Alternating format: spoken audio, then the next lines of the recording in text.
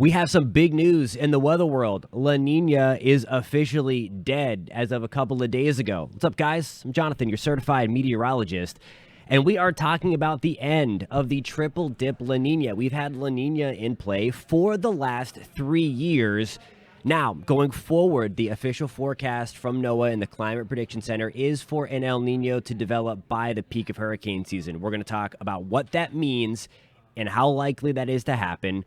And then we're going to break down kind of how an El Nino could impact the 2023 hurricane season and how it typically does. Again, every year is different, whether there's a La Nina or El Nino present, but nonetheless, there is that typical outlook there. I want to show you the sea surface temperature anomalies. For those that don't know, we constitute La Nina in part by the either colder than normal or warmer than normal water temperatures off the equatorial Pacific, off the coast of Peru. So you see this area where I have circled. You see that orange popping up. That's indicating we have now slightly warmer than normal temperatures. We've had for the last 3 years blue in this area, indicating below normal temperatures, stating that we have a La Nina in play. We're not quite warm enough yet to be in an El Nino. We're in what we call ENSO-neutral. That stands for El-Nino Southern Oscillation. It's the parent oscillation. The cool phase is La Nina. The warm phase is El Nino. Anyway, we're not quite there just yet, but the thing of note is that we have orange here representing the official end to La Nina. In terms of hurricane season, as we go forward in this video, I want you to kind of picture these numbers. I want you to remember the numbers I have highlighted in yellow, of course. We got the new average update. They update every 10 years for that 30-year average for storms.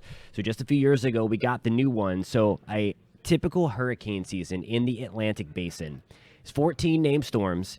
7 of those become hurricanes, with 3 of those turning into major hurricanes. So when we talk about whether it's above normal or below normal, I want you to remember those numbers, and we can revisit that as we come back into play. Typically, for a La Nina hurricane season, and this is what we're just coming out of, this is what we've had for the last 3 hurricane seasons. Again, we have cooler than normal temperatures off of the equatorial Pacific. That means that we have stronger trade winds. That equates to cooler water temperatures. There's lower moisture in this part of the world.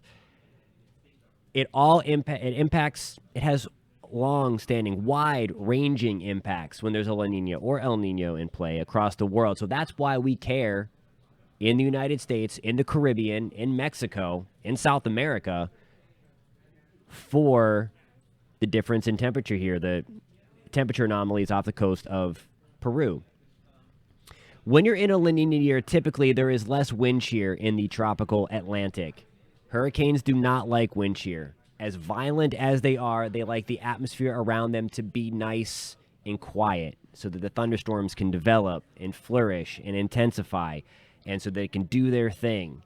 When there's wind shear present, it knocks those storms down. It makes things hostile for that storm to develop. That's good news. That's what we like. We like when there's wind shear. In La Nina, we typically don't have the wind shear. For the Pacific, the opposite is true, though. There's more wind shear, so we typically have a quieter season. Before we get into the El Nino side of things, I want to show you the official forecast from the Climate Prediction Center. This was issued earlier in March. A lot of arrows here, but a couple things to point out, or a lot of bars here in this bar graph. Where we stand here over the next few months, it is predicted that, with great certainty, that we are going to stay in that ENSO-neutral, meaning that it's not La Nina, we're not quite into El Nino, kind of no man's land. It's in this time where other features could come in and dictate how the atmosphere is going to behave when it's kind of in no man's land. As we move forward through the summer, though, this is June, July, August. That's JJA. That's what June, July, August is for.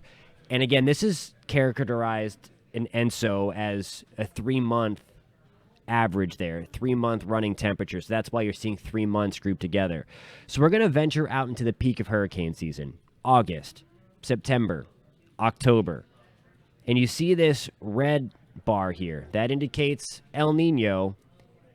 And the scientists and meteorologists at the Climate Prediction Center are giving it a 61% shot for straight up El Nino to develop by the peak of hurricane season. So again, that is significant because in terms of hurricane season, we like El Nino because in the tropical Atlantic anyway, there tends to be more wind shear. And when there's more wind shear, as we just talked about, there's less room for these storms to develop and intensify when there's wind shear around. It doesn't always happen like that. Again, this is typical. So again, when you're looking at an El Nino, you're looking at weaker trade winds, which allows all of the warmth that's been kind of built up towards all the warm water that has been built up by Australia, Tahiti, to kind of flow back a little bit towards South America.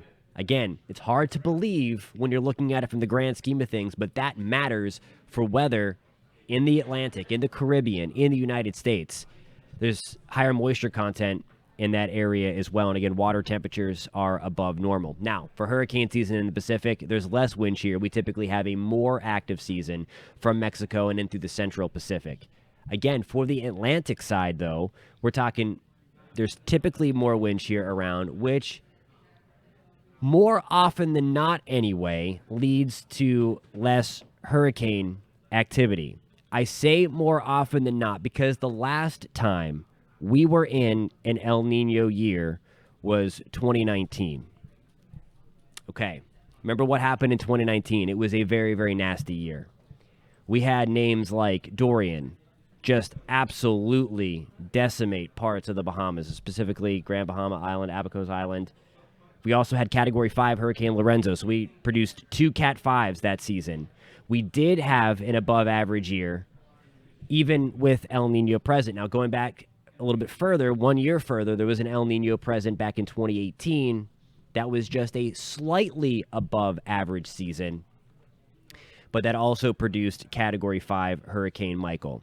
So the point that I'm trying to make here is, while we will be happier if an El Nino is around for hurricane season versus La Nina, it's not the end-all, be-all into determining if it's going to be a quiet season or a nasty season. Certainly there can be lulls in the wind shear.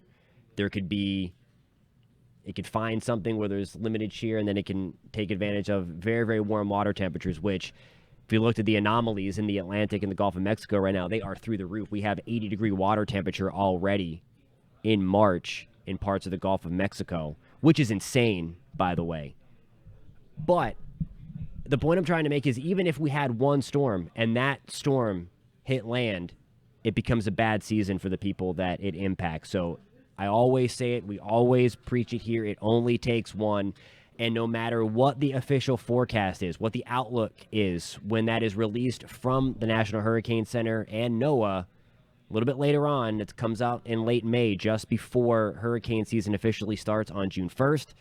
Just always remember to make sure your kits are ready, make sure you're prepared, and to make sure that you're always paying close attention to the weather when we get into hurricane season specifically. Thank you guys so much for watching. If you do want to take a deeper dive, I have links in the description and the comments that will take you to a deeper story here that kind of shows what we just talked about and how the state of ENSO, El Nino versus La Nina, impacts the Atlantic hurricane season. If you have any comments or questions, post that in the comment section below, and we will catch you next time. Thanks so much for watching.